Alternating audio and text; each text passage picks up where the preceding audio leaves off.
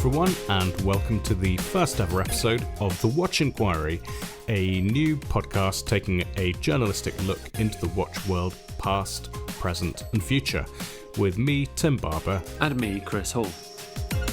So for each episode of the Watch Enquiry, Chris and I are going to get stuck into a different question around something that's been tickling our interest and that we've been wanting to dive into and research.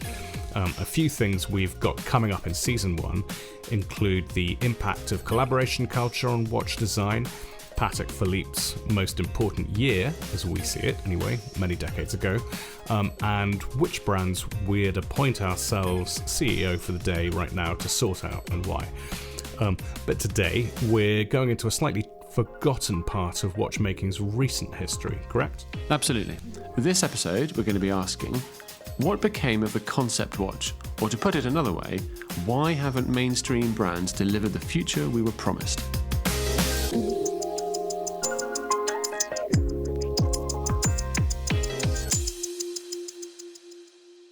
Chris, you are taking us back to the mid-2000s today, and a moment when there seemed to be a kind of technological detonation in watchmaking. So if we think about the car industry back then, at the big car shows there was this competition to show off the most bonkers futuristic concept cars that were, I guess, showcases for all kinds of experimental tech and daft but very attention-grabbing ideas. And in the watch industry, we started seeing the same kind of fever taking hold. And you'd get major players dropping one after another these kind of experimental science project watches that were, so we were told, going to change fundamentally the future of watchmaking. And it really seemed like everything was up for grabs, right? Well, as it happens, Tim, this goes back to right about the time you and I both entered this industry. Let me ask you specifically if you remember a certain pair of watches called the Cartier ID1 and ID2.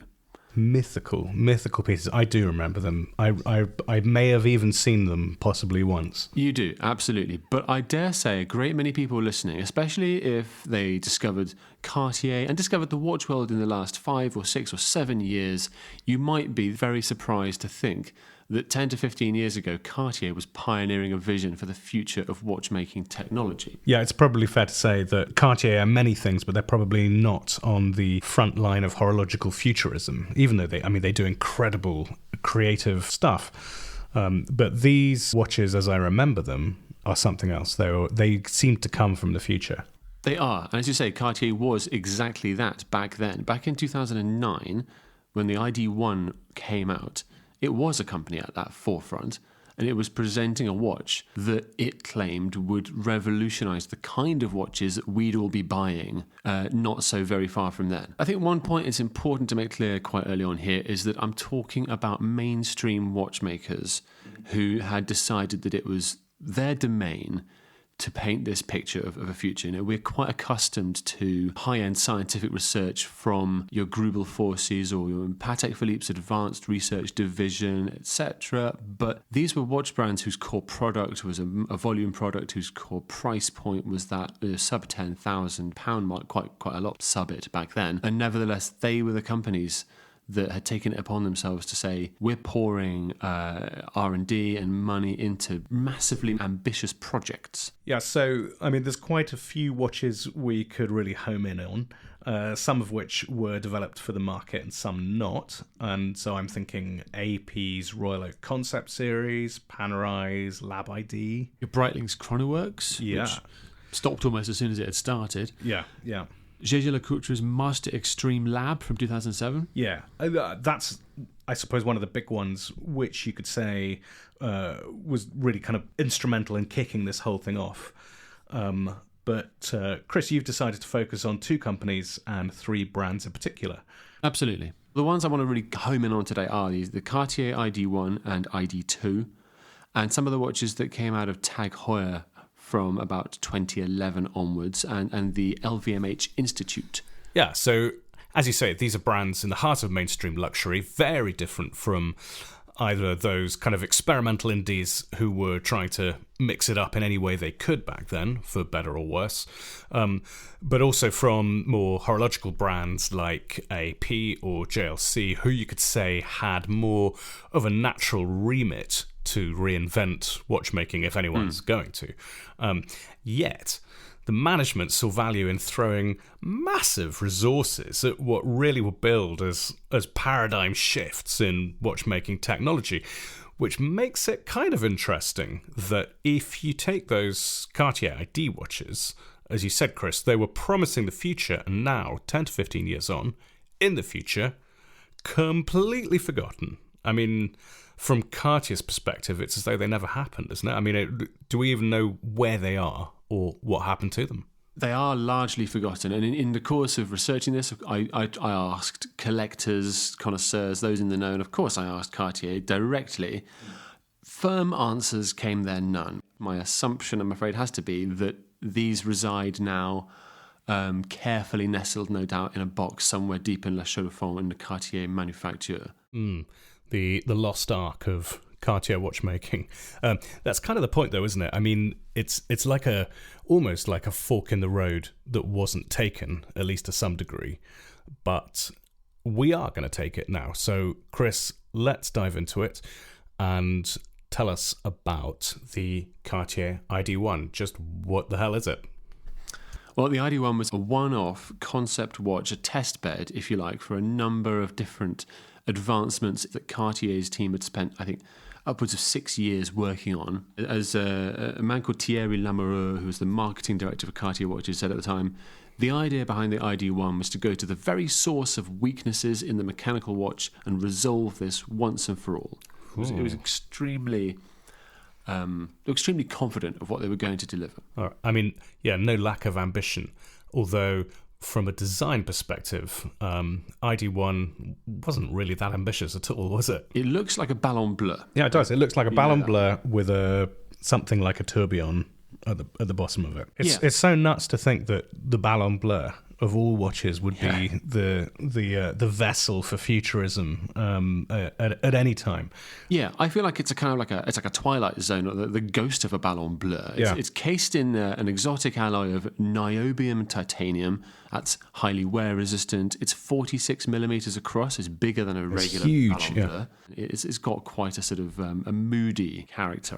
But it had this, and it had a sort of an opening at 6 o'clock. Something's happening there. Yes, it has what looks like a tourbillon at 6 o'clock. It's not. It's a carbon crystal escapement cage. And that's been... What? Yeah, well, it all will be explained, don't worry. That's mounted on something called silent blocks, which are a bit like the shock mounts from a car's engine. Inside there, you'll find a hairspring made from something called Zero Deux, ceramic glass made by a company that normally makes the lenses for space telescopes. This was really sci-fi stuff from Cartier. No, this was an absolute kind of explosion of experimentalism in technology. Yes, not in design at all. I mean, it was a Ballon Bleu. No, 100%. Contrast that with the ID2, which was very much, we say, a concept in appearance as well as in reality. Right, so this comes along in 2012, so 3 years after the ID1. And, I mean, it's like the sort of the Apollo program to the ID1's Gemini, right? If you get your NASA references, it's a quantum leap forwards. They're really going for it with this, and it tells us this because of how it looks, right? I mean, it's a bubble, really. It's still only a time-only watch, but it's completely see-through. It was one of the first watches with a sapphire crystal case, I think, or was it even sapphire crystal or something else? But it was It wasn't. No, curiously enough, it was something called polycrystalline ceramic. It's fully transparent. The idea behind that. Yeah. It's almost monoblock construction with a case back segment that seals to the case by means it's vacuum sealed in. It's held in. There's no glue. There's no screws. It's held in with a vacuum. Pressure. That was in service of reduced air friction within the watch. And what the ID1 and ID2 were both doing, one evolved from the other. They were both aiming to solve some of the most basic problems of watchmaking. They aim to reduce friction. They aim to reduce the need for lubricants, which inevitably decay. They aimed to reduce vulnerability to magnetic forces, etc. These are ideas that have great practical application in an everyday watch you and I might want to own. Yeah. And they were showcasing them in these testbed pieces. And the ID2 which I just think is one of the coolest watches ever made. I mean, I wish they had produced more of them because it looks so fun. It looks so cool, completely see-through. It's great, isn't it? This kind of black robotic interior, tiny hands. You can't tell the time on it at all, but that's not really the point. But it had 32 days of power reserve, 37% less consumption for the oscillator in a vacuum. Oh. Consumed less energy than anything ever. It was, just cool. tremendous ambition. Really sort of big brains have been applied to the task. Yep. And there was an address given at Salon QP in London in 2010 by a guy called Edouard Mignon, who was head of product development at Cartier's watch division. He was talking about the ID1. He said mechanical movements are quite new to Cartier, so we wanted to do them a little bit differently. Speaking to the future of this project, and this is obviously key to our sort of fundamental point here, there will be an ID1, an ID2, an ID3, and so on and so on. He said that. He said there will be more IDs. Absolutely. This was intended to run around. He also said, this is in 2010 speaking, he said, next year at SIHH, we'll have a watch with one of the innovations, the year after another. In 5 years, I would say we will have all of them combined in a watch. Right. So obviously, spoiler alert. Didn't happen. We know it didn't happen. And we're going to come on in a minute to talk about whether there have been some sort of trickle downs from these ideas. But it wasn't just about Cartier. Right. As you said, there was a mood sort of sweeping the industry, and there were mainstream brands that suddenly think, we're going to have a crack at sort of redefining some quite fundamental watchmaking concepts. Yep. And TAG Heuer was right in amongst this as well. Yep. It was a bustling hotbed of wild innovation. Yeah, there's a wonderland of crazy chronographs. There you go. Yeah, I remember everything started with a micro. There was a micro timer, micro girder, micrograph, micro timer, micro girder, the micro tourbillon S, right, and the micro pendulum and micro pendulum S. A lot of them. And one thing is also worth saying about all of these: they came hot on each other's heels. These were all released in a span of about 2 to 3 years. Yeah. And these were not just, or were they? These were concept watches, or they were on the market? Certainly the Micro Tourbillon was on the market, I know that. In contrast to the ID1 and ID2, which rumour has it, many a collector tried to buy and sort of, opened their checkbook and said, name your price to Cartier. I don't think Cartier did sell them. Right. In contrast to that, yes, I think you could buy these in very limited numbers from TAG Heuer. Certainly some of them. I remember them I think the Micro Pendulum got announced and then took several more years to actually appear as a watch that they used to. Back then, brands would announce a mechanism or a breakthrough, and then it would sort of go quiet for a few years, and then it would appear, which I'm pretty certain was the case with the Micro Pendulum. The micro girder, that was something else altogether, and it's quite hard to remember what these days. That's quite rare these days. I remember Parmigiani announcing this thing called the Genequond oscillator, and it then turned up in a watch they called the Sanfine. Yeah. And recently, a tangent, but the Grand Seiko did this with their Kodo tourbillon. It was quite they rare did. that happened. They said, here's the movement. You'll see it in a watch soon. But yes, you're right. Back then, much more common.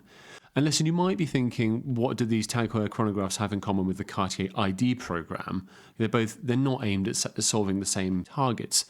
There were technologies in the TAG Heuer pieces that had wider applications, should we say? So they were kind of about super accurate, precise chronographs. Yes. To a sort of obsessively precise degree. They were pursuing high-frequency chronograph watchmaking, and that obviously means you can time down to ever finer increments. And that culminated with the micro girder, which resolved time to a 1/2000th of a second. Right, how did it do it? 2/10,000ths. What was its trick? What was the girder?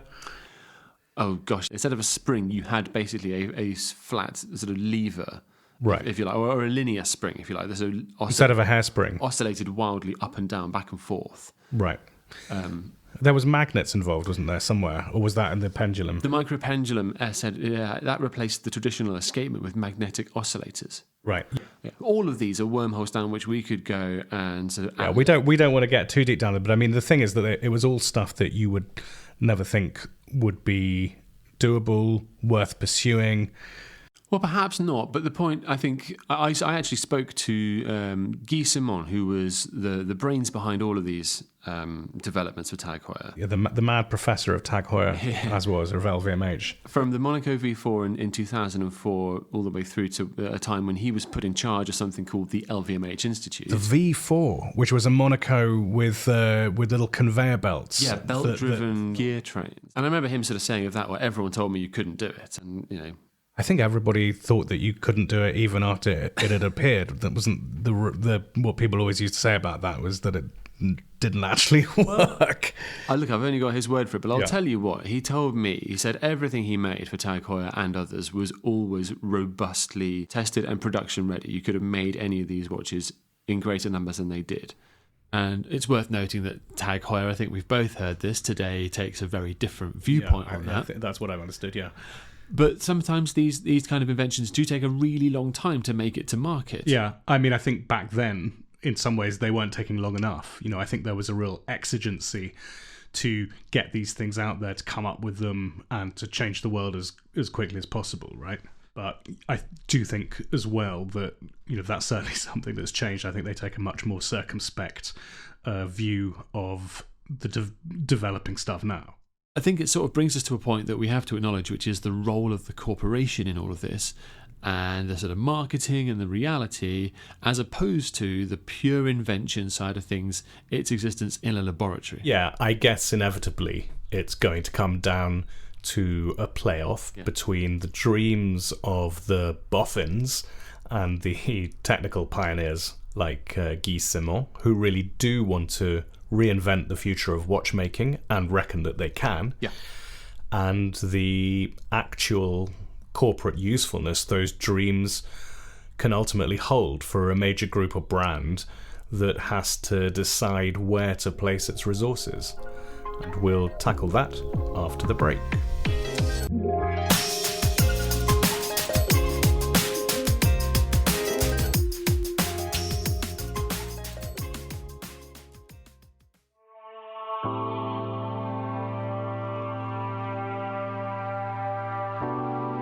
This episode of the Watch Enquiry is brought to you in partnership with Watch Insight, a new data-driven analytics platform for anyone working in the watch industry.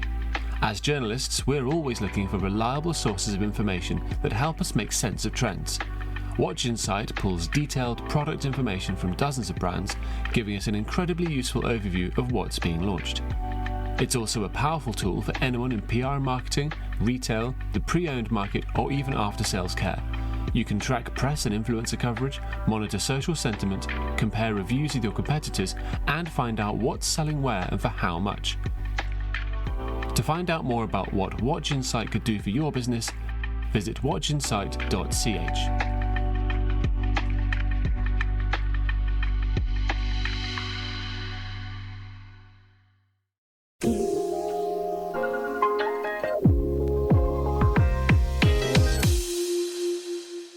Welcome back, everybody.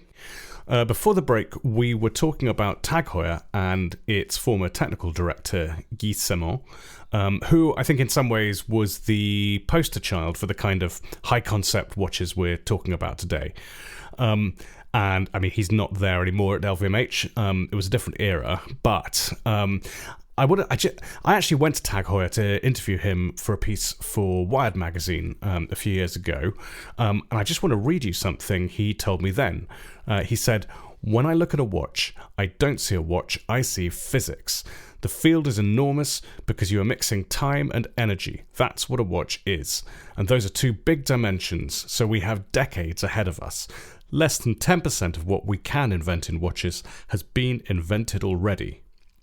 And so I think that just gives a bit of a flavour of the kind of mission I think that he felt that he was on, not really as a horologist so much, but as a scientist, really. Yeah. So he ran something that was called variously the TAG Heuer Institute and the LVMH Institute. It was inside the TAG Heuer manufacture, and it was an entire floor. that was full of laboratories, strange scientific machines. There were electron microscopes that occupied entire rooms that they had to have the floor reinforced to put in. I mean, there was huge amounts of expense poured into what were effectively his experiments. And I think, when I was there, they started growing hairsprings out of nanoparticles, and they had these enormous sort of space ovens that were producing, they'd done a tie-up with people from the University of Utah to make this happen, and they were promising to change the future of watchmaking with hairsprings grown from nanoparticles. I mean, it was incredible stuff. It was genuinely exciting, and I hate to think what it was all costing, but I was wondering that at the time as well. Yes, you're absolutely right. And those hairsprings you mentioned made their appearance first in one of the Carrera tourbillons, but I think more notably in a watch called the Ortavia Isograph. Yeah, which came and then went very quickly. Yeah. You've skipped to the end. But the idea here was to make hairsprings, and this is very similar to the idea Cartier had with the ID1, by the way. They wanted to make hairsprings out of material that ensured you could make each spring absolutely perfect from day one. You have to regulate a hairspring, you have to fiddle around with it. A traditional metal one, you have to do a lot of work. So that's not necessary if you can...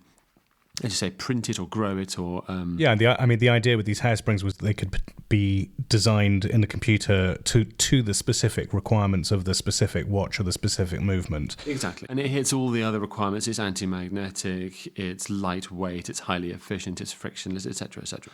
So, as you say, came and went, and that's unfortunately the tale for another one of the sort of projects that's really relevant here, which was Zenith's Defy Lab oscillator. Guy's other great idea. This is a cool thing, I think. You look at this, I was always quite fond of this, and to visualize it, if you know the Zenith Defy, that's a sort of more integrated, bracelety 70s type case angular shape. Yeah.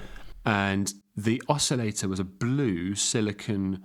It's a wafer-thin disc, effectively, but it filled the dial aperture completely. It was a 5-pronged wheel kind of shape.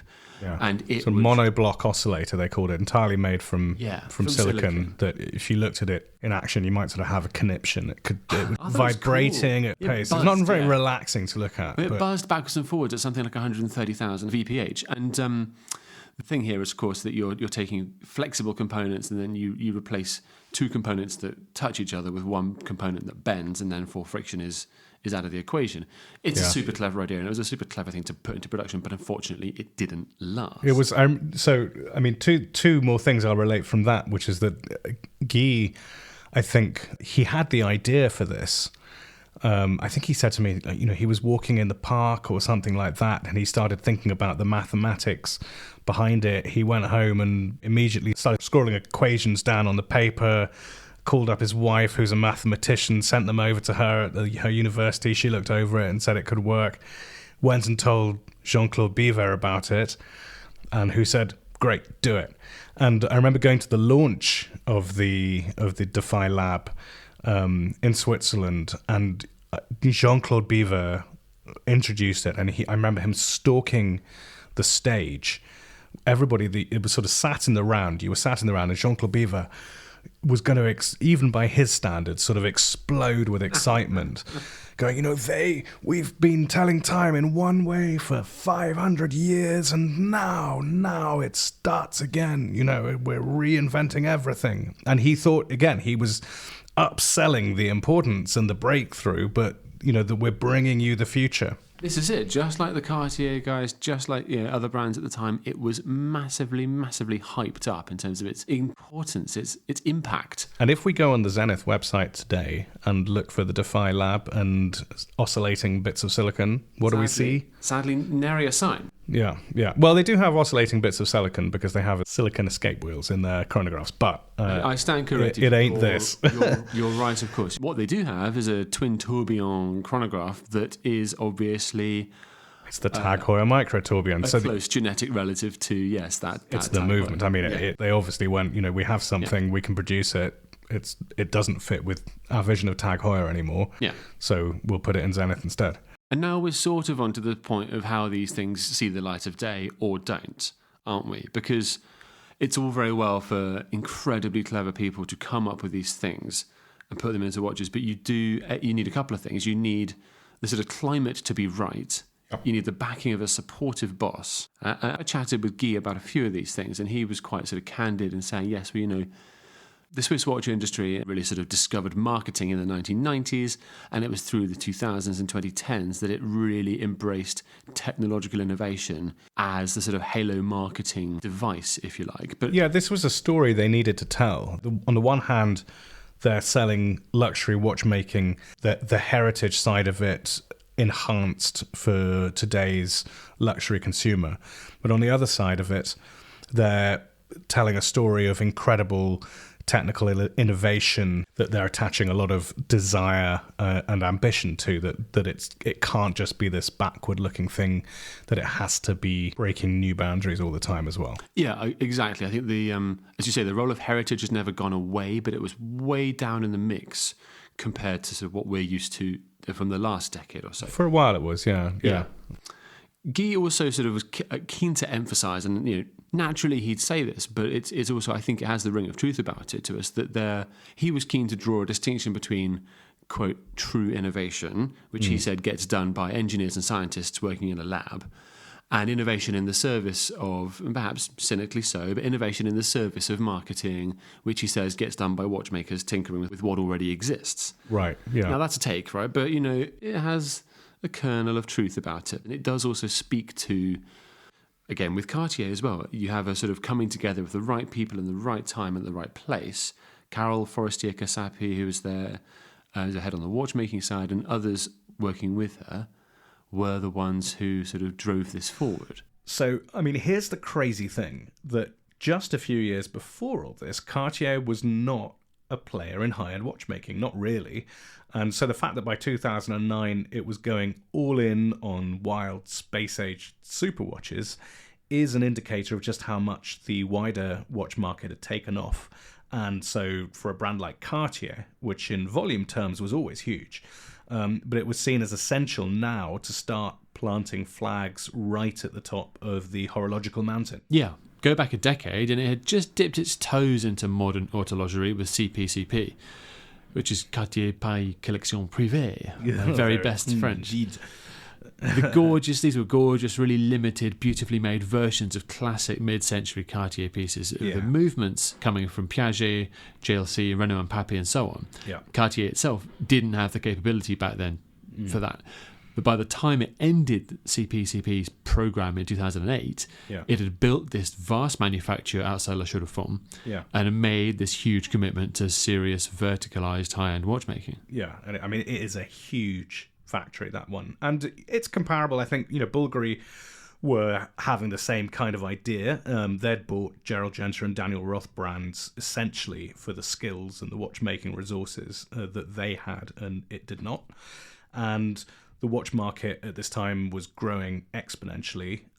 After the crash, it had picked up, particularly in China. That was going stratospheric, and these brands were just smashing their way into high watchmaking by any means that they could, and getting themselves into the big league. And at Cartier, the real prize was in-house tractor movements that came in 2011, but on the way, you get, as well as the IDs, this kind of succession of really crazy show-off complications. This is all the Astros, isn't it? That's right, yeah. Astro Tourbillon, Astro Calendaire, Astro Mystérieux, Astro Regulator. Yeah, exactly. They were sort of watches that reimagined classical complications like tourbillons and like perpetual calendars in very visually dynamic, strange, mechanically complicated ways that were appreciated by some, but not by all. Quite frankly, not very attractive watches. They were difficult to read. They were big. They didn't sell. They struggled to find an audience because while they had the kind of mechanical legitimacy, they didn't become collector's pieces. And in fact, what Cartier, I think, probably would discover was that its route to the high collectors, as we're seeing now, was indeed through its own heritage, through its sense of design, rather than the need to add itself to the list of horological major groundbreakers and innovators. Yeah, and I think it seems so obvious to us now, looking at it through the lens of what Cartier is today, but it does speak to the attitudes at the time that this was sincerely felt to be the right path forwards. And journalists of the time hailed these developments as truly landmark ones for the future of watchmaking. Yeah, partly we didn't know better. I mean, like these were you'd go to Cartier's demonstration. They used to have this thing called Cartier Watchmaking Club, which before SIHH, you would go out to Switzerland and sit down, and Carol Forestier-Casapi would give you a presentation. Right. And it was, like being in science class at school. And you would sit there going, oh, right, yes, just trying to stay awake, because whatever it was very, very clever. But there was this death by technology, but there was this sense that if we talk about it enough, it doesn't matter if people understand it. It doesn't matter almost if it does what it says, because who needs a chronograph that accurate? But the fact that it's happening at all is enough to drive up your interest in everything that we're doing. I sort of think you're right, but then also I want to put my cynicism to a side and go, well, actually, I do feel a pang of regret for what might have been, because what everyone in these projects was trying to do, they were trying to solve problems that are quite fundamental to the making of a nice, ordinary, better watch. Yeah, that's true. I mean, they were going after, they had fundamental mechanical objectives as well as broader objectives of around complication for complication's sake sometimes. There was a halo marketing effect in the process of doing these things that didn't hurt one bit. I'm sure Jean-Claude Bivet wouldn't have signed off on it if he didn't know that simultaneously it would sell more Carreras there and then. Well, that was the idea. And the question is, did it? That and the fact that TAG Heuer very much obviously pivoted away from this strategy, and Cartier similarly. And let's not forget another huge development in 2015, which was the arrival of the Apple Watch. And of course, actually, TAG Heuer's connected watch came in the same year, which Guy Simon was involved in the development of. And you saw a lot of brands trying to kind of respond very rapidly to this cataclysm in the watch space. And it's probably not completely coincidental that as that happened, a lot of them maybe decided that spending vast sums trying to present a reimagining of the future of mechanical watchmaking was probably not what was going to sell these things in the age of the smartwatch, and they needed to kind of refocus back onto kind of the fundamentals. And I think that change was palpable. I remember speaking in 2018 to Cyril Vigneron, the president of Cartier, who it was about a year after he was appointed and was swiftly pivoting away from all this stuff. The CEO then, and just recently left that role, hasn't he? Yeah, he handed over last year to Louis Furler from Vacheron after, a really transformative tenure. And right at the beginning of that tenure, he said something to me that in the context of the IDs and the Astros and things was fascinating, which was that innovation, he said, innovation is the most overrated word in watchmaking. And he wasn't wrong in terms of applying that to Cartier. And he didn't mean that innovation is bad, no, but he meant that innovation is an oversold concept in the watch world, and at that time it certainly was. And he also meant, things like the ID lab, we've been spending way too much time. And unfortunately this is how it goes sometimes, isn't it? Change of CEO, change of strategy, not for the worse, as we've already pointed out. And change in the entire landscape of what a watch is and is going to be in the future. You're absolutely right. And this also speaks to what came out of my conversation with Guy Simon, which was, sadly, this is perhaps where my cynicism re-enters, but in talking to him, it became apparent, he and I talked about how actually this kind of era might not ever come again, or might not need to come again, because the brands, he said, just figured out that they don't need to do this. Yeah, and there's a fundamental. I'm sure it comes down to where are we going to spend the money that we've got, right? And there's someone like Cartier. They decided that they needed design back, but they needed a lot of influencers and a lot of content and all of that kind of stuff, much more than they needed crazy back to front upside down tourbillons and watches with vacuums in. Well, perhaps so, but let's take it back to the question, where is this future that we're promised? Is it completely true to say it never arrived? Well, watchmaking has undoubtedly improved. Whether it's improved because of these watches is difficult to say. So you kind of look at something like, Baume & Mercier, which obviously is in the Richemont group, came with the Baumatic. Well, Baume & Mercier didn't come with the Baumatic. It was developed within the Richemont group, which is silicon escapement, various technologies that, increase power reserve, make it more accurate. Silicon has proliferated to a lesser or greater degree. Power reserves have got longer. The sense of the baseline of a movement has gone up. And that's maybe where the focus has been, rather than in building the future, it's improving the present. That's a fair point. I think it's important to remember that with silicon in particular, there was a consortium that had developed that was patented for a decade, which expired in 2022. And we have seen since then silicon sort of being more widely adopted. Yeah, that was the consortium between Patek Philippe, Rolex, and Swatch Group. Imagine such a consortium existing today on it for any purpose. But I think to my sort of starting point, these advancements don't necessarily all build neatly atop one another. The work done in the ID2, to take just one example, the work done in the ID1 and ID2 does not necessarily immediately and directly sort of beget the work done on Panerai Lab ID, for example, which takes a lot of the same solutions to the same problems. So what was Panerai Lab ID? Well, there's another watch which is a high concept. You could buy it, but it's another watch which looked to reduce friction by, again, substituting traditional materials with silicon this time, coating them DLC coating for low friction. But these things all seem to happen in a sort of siloed manner. It's kind of weird that they were siloed, because you also have the Jaeger-LeCoultre Extreme Lab, all these labs and all these IDs, and all within the same group. It can't be completely coincidental in some ways that and merely overhead strategic that these people were working in similar directions. There is this sort of strange thing with Richemont Group where you don't quite know what is siloed and what is shared and what secrets flow between them. But it's one might believe, but I might be completely wrong about this, that there is some kind of that there are some overlaps in these watches. Well, that's just it. We don't know. I think there are certain things that are behind closed doors and will forever stay that way. And we talked about what has happened within LVMH, and there's a little bit more openness about where certain ideas have sort of crossed over from one brand to another. You could also look at the work done at places like APRP and how that might have started, for example, in something like Audemars Piguet's first Royal Oak concept. Some of the ideas in that watch then made their way over to Richard Mille. I wouldn't call that trickle down, because Richard Mille's not down of anything, but you take the point. Yeah.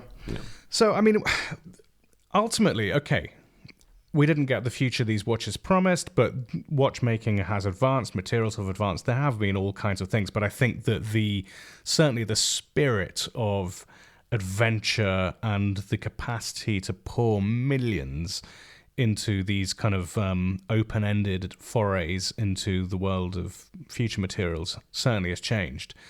And that's for better or worse. But these were cool watches, and I think it's a real shame that they're hidden away and almost as though they never happened. I think that, obviously luxury brands are tempted to kind of deny anything that isn't directly playing to the strategy right now. But these are landmarks. I think they are. I think we should celebrate that they existed. We may not see their like again in exactly the same way, but let's dust them off and let's come on, Cartier, let's bring them out once more. Yeah, I want to see them exhibited.